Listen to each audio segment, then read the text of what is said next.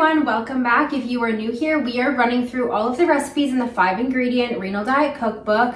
This book is available on Amazon. I will leave a link in the caption below.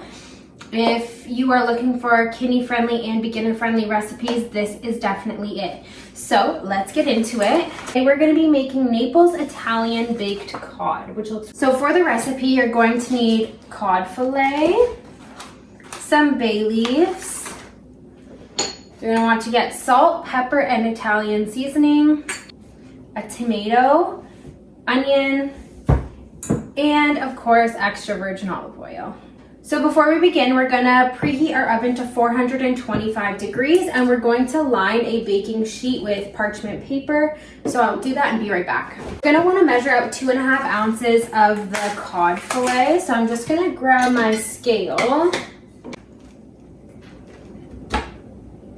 Perfect. Okay, so we'll put that on our sheet. You want to drizzle the extra virgin olive oil on top. So it calls for 2 tablespoons. 2 teaspoons of Italian seasoning. An 1/8 teaspoon of black pepper. 1/16 teaspoon of salt. We're going to put that to the side for a minute, and we're going to chop up our veggies. So we just need 1/4 of a tomato. And we just need 1/4 of an onion. Okay, so that's good.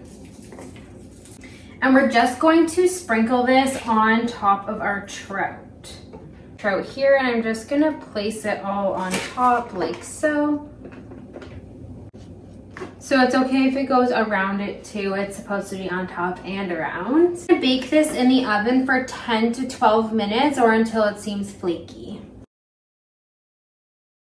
I've removed it from the oven and it looks really yummy. So before we go ahead, we're just gonna add a couple bay leaves on top of it, and then we will dig in.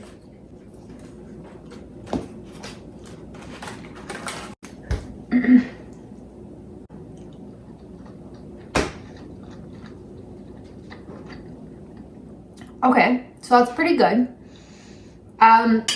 It said in the book to add some garlic powder, and I did not, but I think that if I were to make this again, I definitely would.